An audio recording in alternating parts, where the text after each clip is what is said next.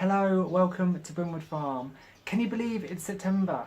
I remember wishing away half of the spring because I wanted to get towards the summer and the growing months. And now, technically it's September the 1st, we're almost over summer and it's the winter ahead. So we're going to do a summer tour today because we haven't done one since May and I wanted to show you loads of plant updates, things that I did earlier in the year to show you how they're doing. So there'll be ornamental stuff, veggie stuff, and there'll be a few little chickens as well.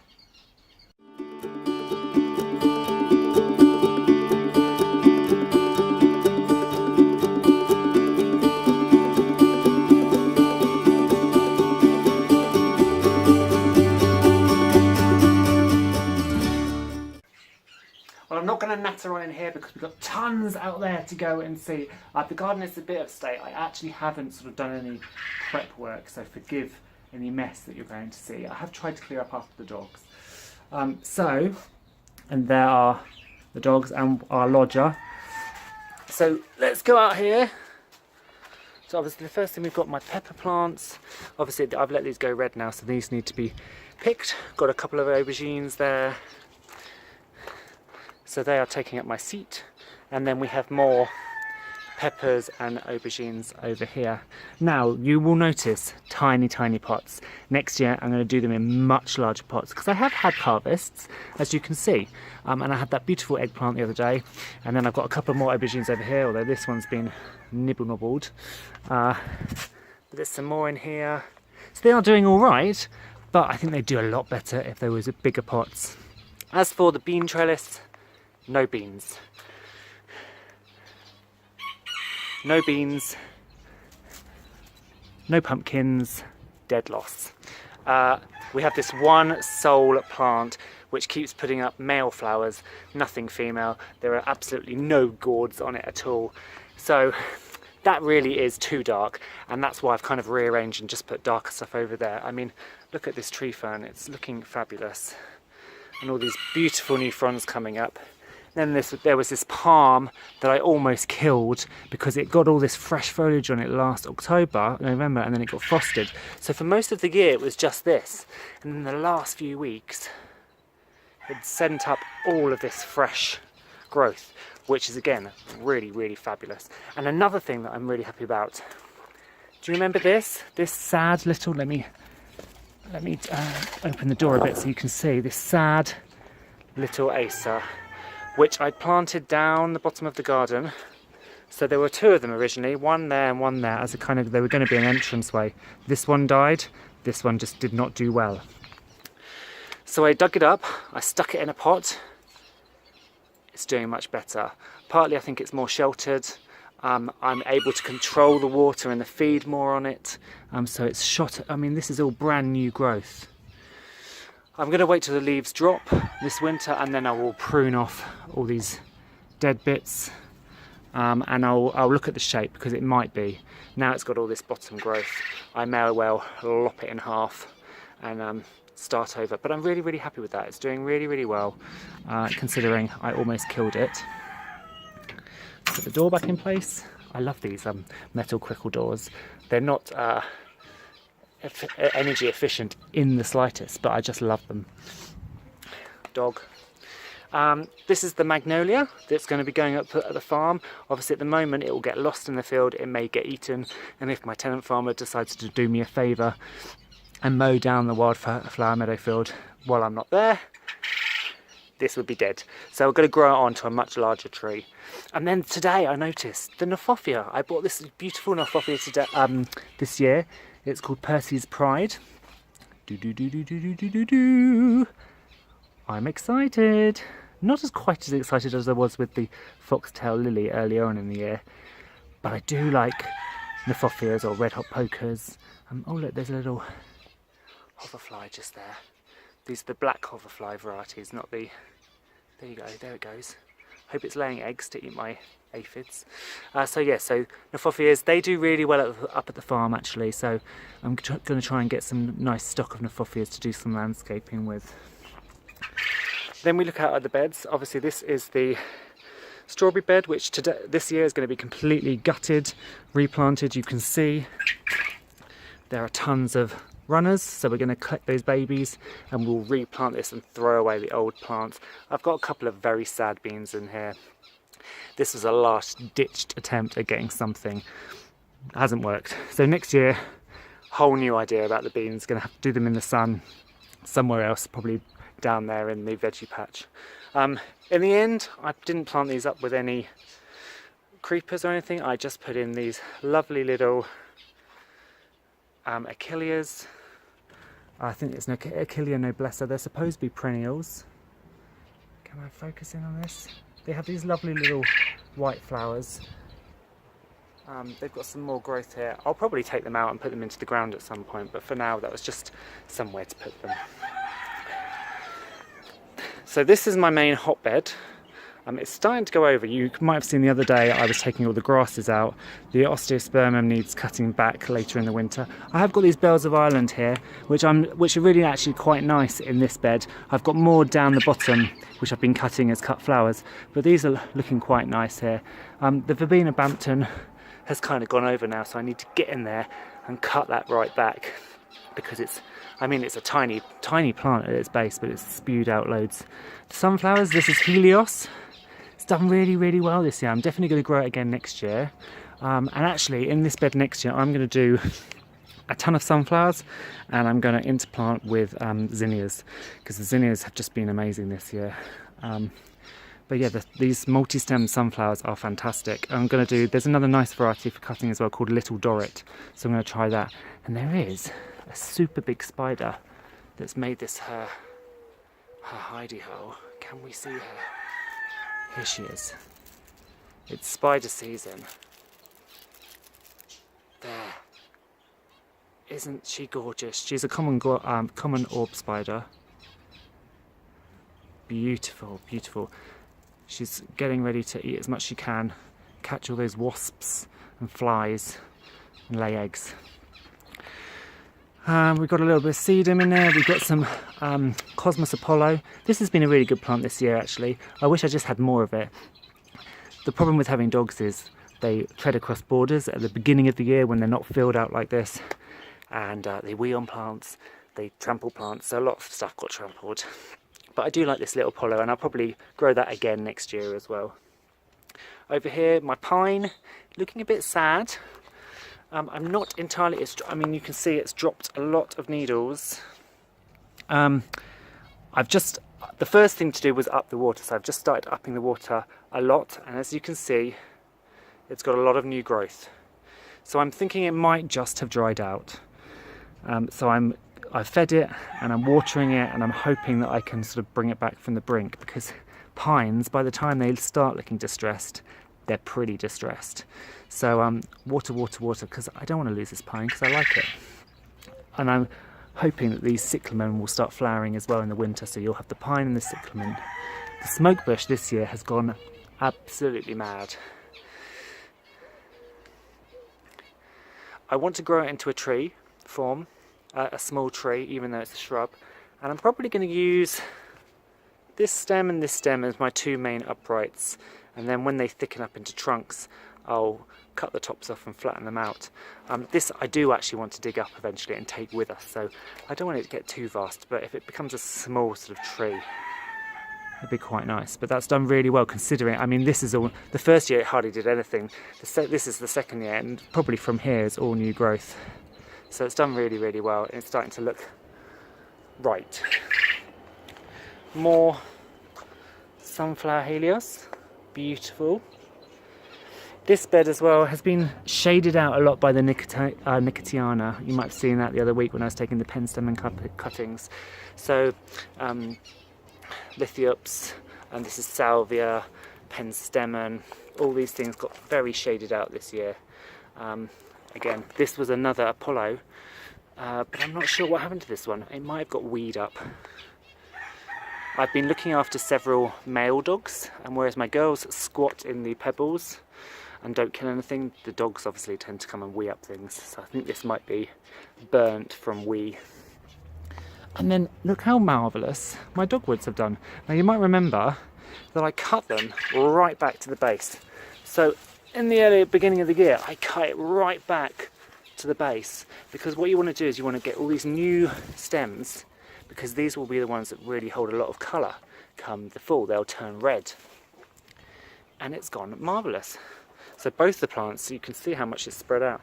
And then this one again, this has also come up marvellously from where not all of them came, like this one's died and this one's died, but it sent up several new stems which will be bright red come the autumn. So that's rather fabulous as well. Some nice heuchera, a marigold. I think this was citrus, and it does have a citrusy tone to it rather than the normal orange. I'm not sure whether it's enough for me to buy it again though. To me it just looks like a nice yellow daisy rather than anything special. This salvia is Cape Glen, and it has been amazing all year. Absolutely amazing. It hasn't stopped flowering.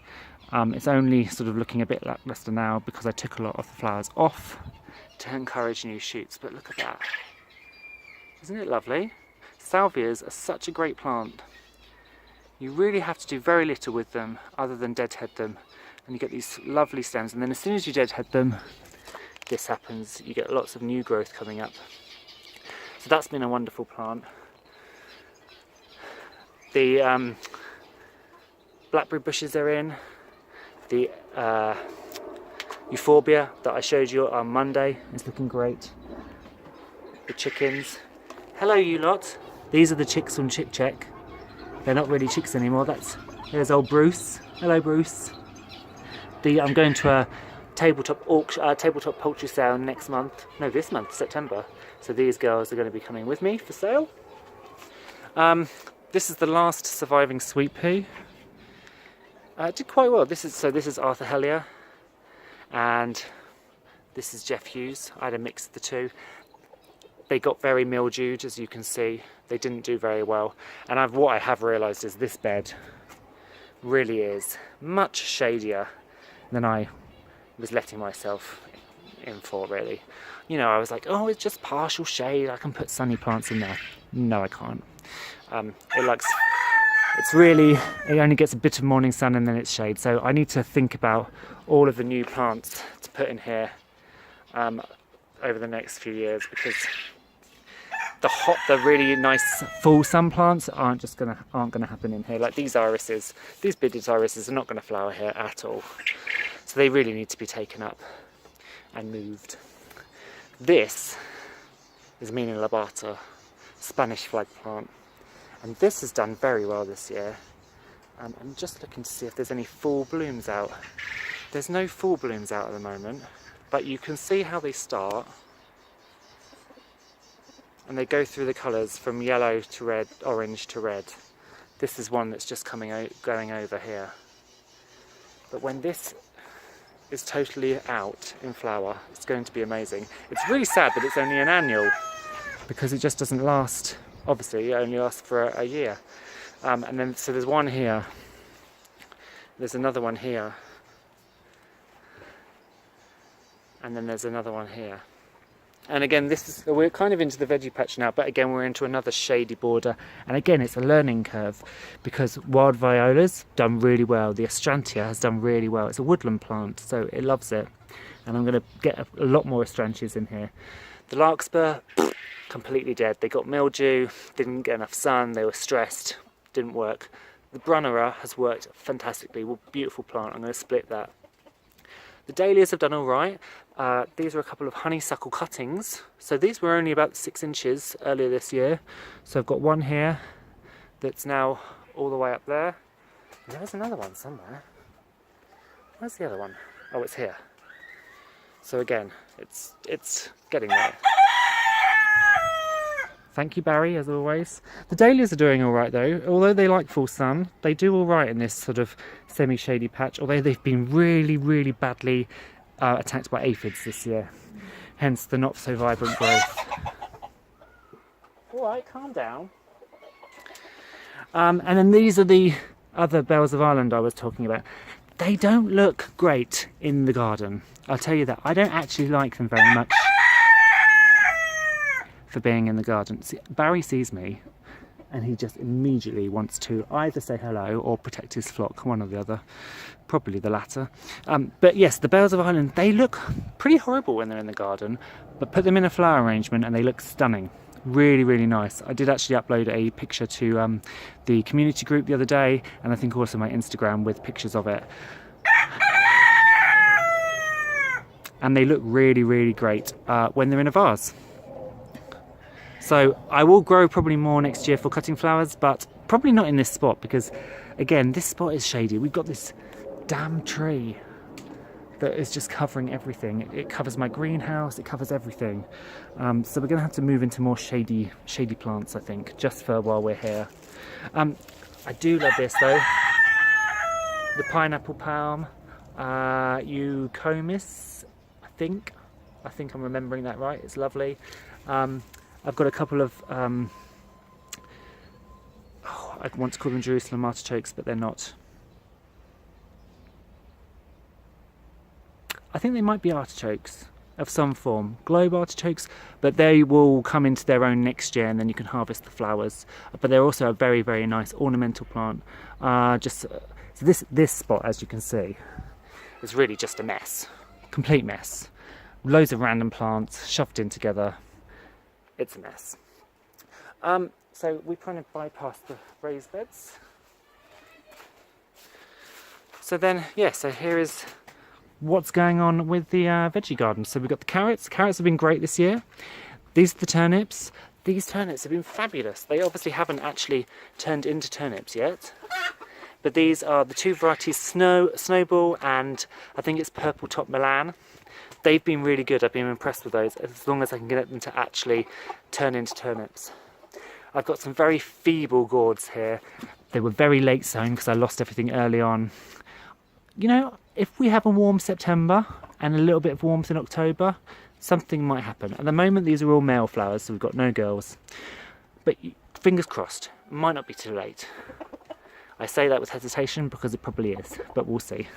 The beets are almost over now. I need to pull them all up and start pickling. Again, I've got some late tomatoes, and the tomatoes are just starting to flower. The first set of flowers on these late tomatoes. I only sowed them maybe a month, 6 weeks ago. Again, if they produce a few tomatoes, they might not ripen, but that won't be bad because I can use those green tomatoes for chutneys, so that's no bad thing. The kale is doing really well, again because I protected it. My radishes, dire. I cannot grow radishes. I don't know what is wrong with me, but I cannot grow them. Even this time, look, I planted more, I spaced them. I mean, okay, maybe that's okay, but they just don't grow. They just go long and thin and I don't get the bulbous root on them. I just don't get it. Let's look in there. This is a white one. No, I don't know. I'm going to leave them a little bit longer. I've got a few in here, but they're pretty crappy. So I don't know what I'm doing wrong. I may give up. Apparently they're the easiest thing to grow. Not here, they ain't. And then finally, this will be, I've just put some fresh manure and soil down. This will be my autumn seed bed. I've got a little bit of Bright Lights chard down here and some fennel, and obviously this is where I've got my 3 cordon trees. So this is my plum, my apple and my pear. Again, they're not doing great. I don't think I've planted them in the right place, but I've never had cordon trees before, so it's all trial and error, isn't it, until you know for sure what's going on. I mean, they've got lots of vertical growth here. This is fresh growth from this year, but you don't want vertical growth. You want the angled growth, and you put them at an angle to slow the growth so they don't romp away. But you can see at the tip, nothing's grown. It's all come out from the base. So I'm not entirely sure what's going on there. Yes, thanks, Barry. This is looking like the best hen so far of this year that I'm probably going to breed him with. All right, Barry? You got all your harem with you? I'll let you out later. And then finally, well, these girls not laying an egg at all molting. And then finally into the greenhouse. So the greenhouse, I need to do a big tidy up on those tomato leaves again. I chopped them all back a few weeks ago, as you saw in that video, the Monday Magic video. There's a random canna down there. A few of them are starting to ripen. As you can see, they look lovely, don't they? Just hanging there against all the green. And there are a lot of tomatoes, but again, it's whether they're going to ripen. So I really need to take the tops off. You can see here, it's going to produce more flowers. I don't need more flowers, so I need to top them, take loads more leaves off, and try and ripen up as much as I can before the season's over. And then I've just got random small plants. I've got some box, some hebes, some succulents, loads of foxgloves down there, some osteospermums and things that I'm growing on for next year. And I think that's everything. There's another random flower bed here that, again, I don't pay any attention to. I've not really looked after it properly. So who knows what's actually in there. So that is a whistle-stop tour of Brimwood Farm and what's going on. You know, as a gardener, it's always a learning curve, no matter how long you've gardened. I've gardened for a couple of decades, but I've only been in this garden for 2.5 years now, so it's still learning what grows well, how the soil is, where the sun goes, how often Barry crows during a filming, which is about 20 million. So yeah, that's a whistle-stop tour. I hope you've enjoyed it. There's tons to do. And now obviously we're going into, somebody's just laid an egg. Now we're going into autumn. It's going to be all change. But before they get any louder, I'll see you later. Bye.